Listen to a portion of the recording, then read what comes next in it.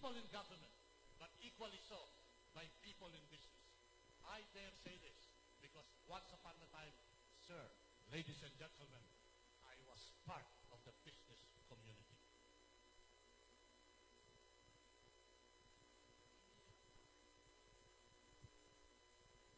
Good afternoon, everyone.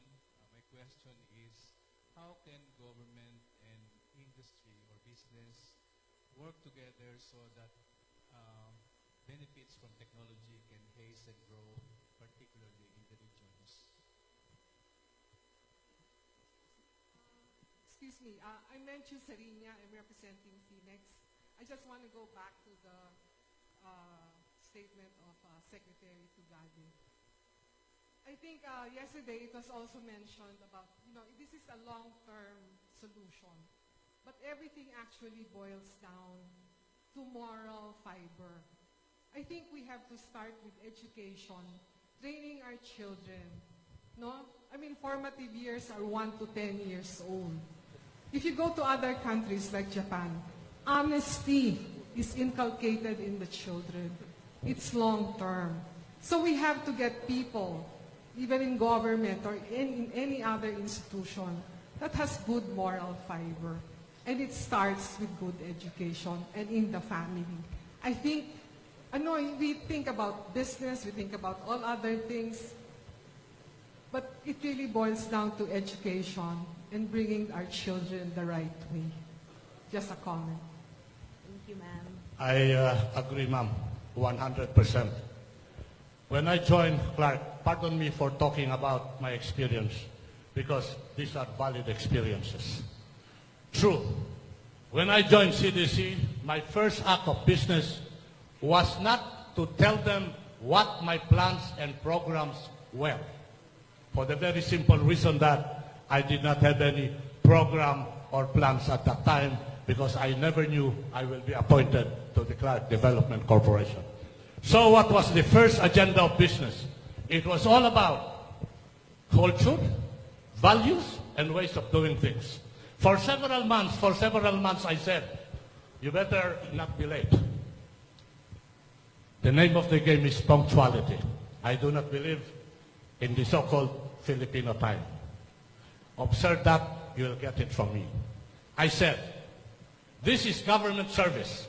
Whether you have problems at home, with your wife, with your querida, with your enemies, for so long as you are behind the desk of government service, you must learn how to smile. Very basic. Punctual and smile. I said, hindi pwede ang pwede na. And I said, hindi pwede ang corrupt. Ang sinabi ko pa ho, hindi pwede ang chismoso. Ang chismoso, ang talaboso, ang impero, ang impero. I was spoken in to sing the national anthem, not hear the national anthem. I said, you have to sing the national anthem. And at the end of the phrase, nang mamatay ng dahil sa Diyos in heaven's name, was to that. And so it all started from the basic. I agree with you 100%. Everything is from the basic and from the fundamental.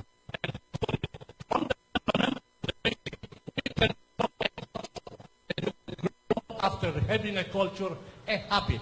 And when you have a culture and a habit, then you have a discipline.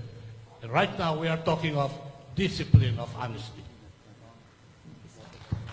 To repeat the question earlier. Can I just, very quickly, I'm Peter Perfecto, President of the Integrity Initiative, also Business Club. I just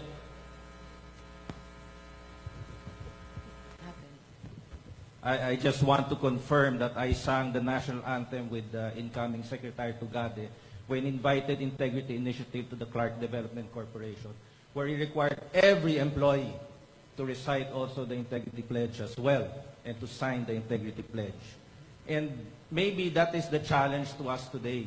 When we launched the Integrity Initiative in 2010, by last April, we only had 3,000 corporate signatories. And I would think that most likely, more than half of the people here have not yet signed that pledge. So I think the challenge to us all is to sign. It may not be our integrity pledge, but I think every corporation should sign an integrity pledge and make a commitment not to bribe and to pay the right taxes from here on. Thank you.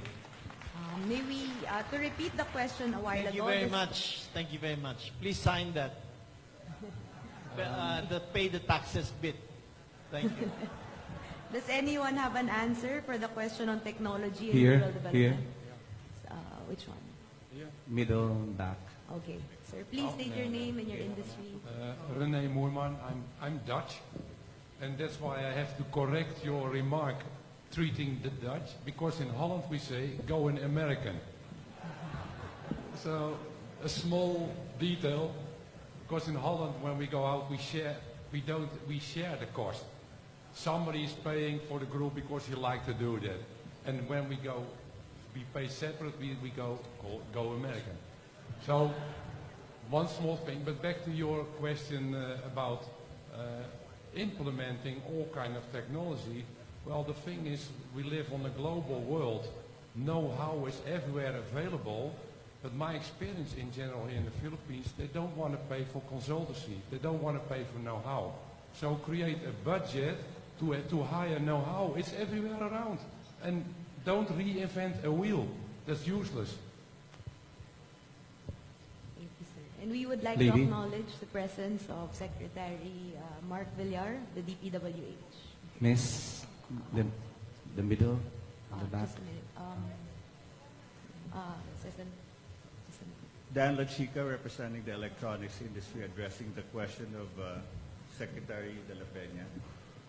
I agree with the previous person. Advice from consultants, but I guess in this case, my skew on it is that the industry in itself has a lot of expertise, and so we can probably avail of that expertise. In fact, in a separate conversation, I've offered my services to Secretary de la Peña on a pro bono basis to be an industry advisor. But I think the other part that we can do really would be to have a partnership not just between industry and DOST, but also in other agencies of the government.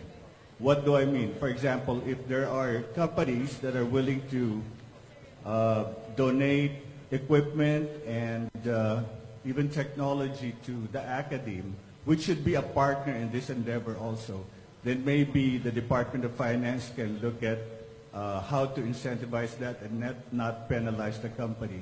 Or, for example, we need faster or bigger bandwidth and faster internet speed for data transfers. Maybe the new DICT can facilitate that working with DOST.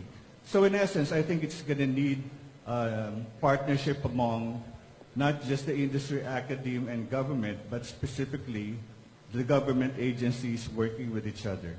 Thank you. Does anyone else have an answer to how we can develop technology? Here.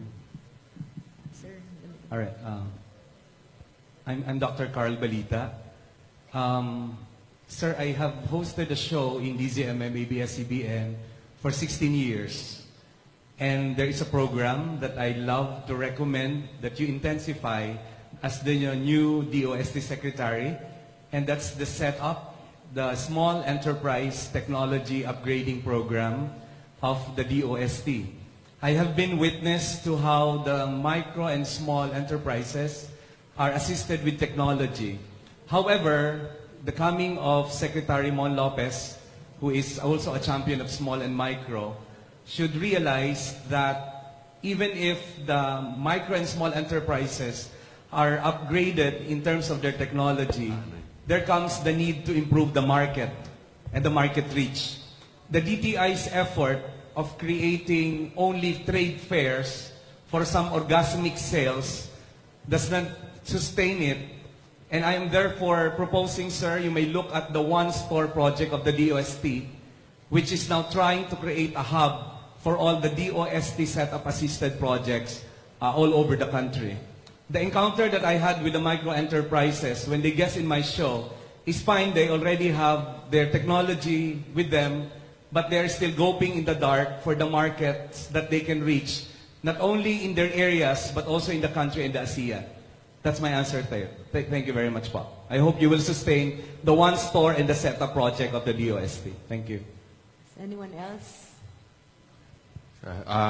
George C., representing the PCCI and the Federation of Filipino Chinese. We had experience with a lot of softwares and technologies being used currently by the government. I think we have to congratulate the government in the last few years for having made accessible a lot of certifications and verifications through the web, which has saved a lot of time.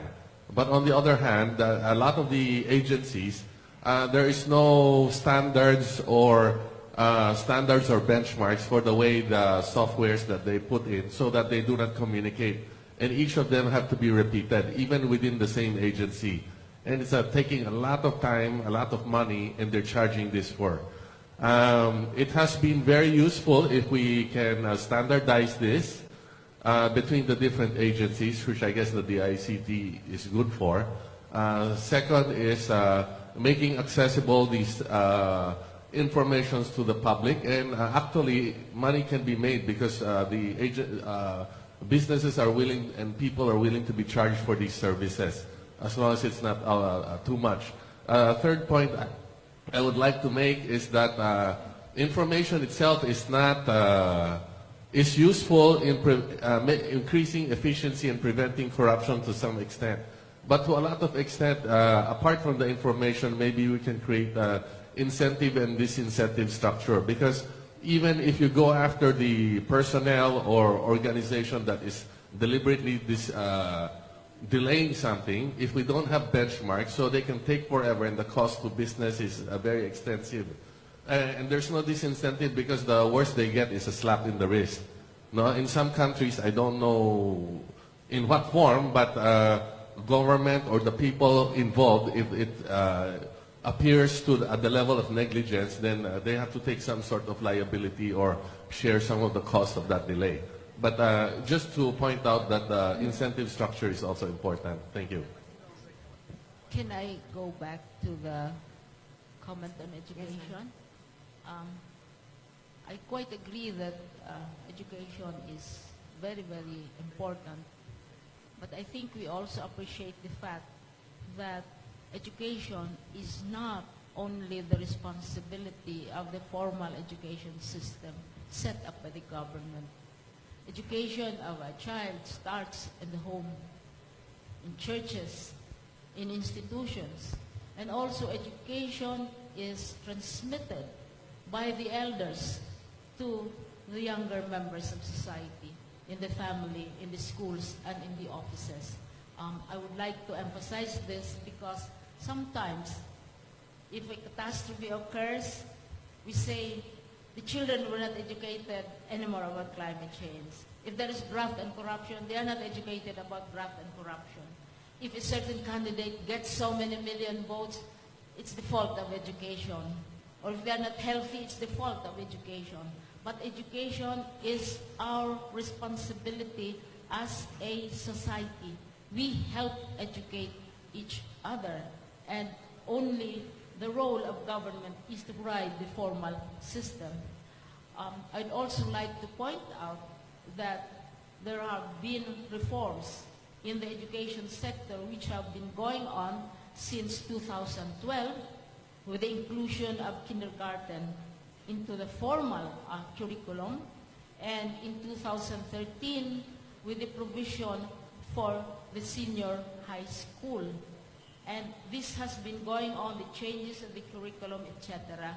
And the law has provided that by 2016, and this is this school year, the senior high school will be implemented. And which leads me to my question, since we are all asked to raise questions to our colleagues in the business sector. My question is, how can the formal educational system and the business sector work together to enrich the senior high school or pre-college program, which is now being introduced and to make it meaningful and responsive to the needs not only of family but also to the economy and to industry. Thank you. So anyone want to answer? Yes, may I? In the same manner of Ma'am, please addressing state your name. yeah, name. by Sinsuwat, in the same manner of answering the question of Secretary de la Peña, if the cabinet members could just regionalize or localize this process of asking the business sector and the constituency on a regular, and even in the with the media presence, or at least on a TV, on a tri-media covered, it would be a very, very good good process for us. Synergy of the business and the scientific community, the academic community for education. Just regionalize this process. We'll be very much thankful. Thank you. Excuse me. Can I? Are you recognizing me? Okay, sir. Please state your name and your industry. Yeah, I'm Alberto Fenix Jr. I'm honorary president of the Philippine Chamber of Commerce and Industry. And since 2014, the PCCI established the PCCI Human Resources Development Foundation.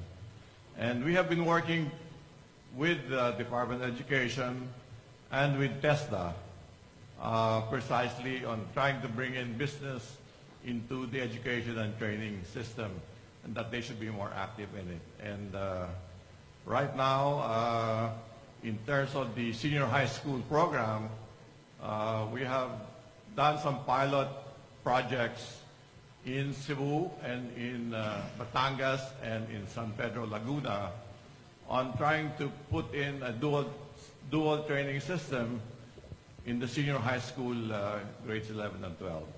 And the results of those pilot projects, we will try to replicate that in the other regions of the country. So we are already working with you, Madam Secretary. Can I? Okay. Please Good afternoon, Your Honors. My name is Raymar Mansilungan.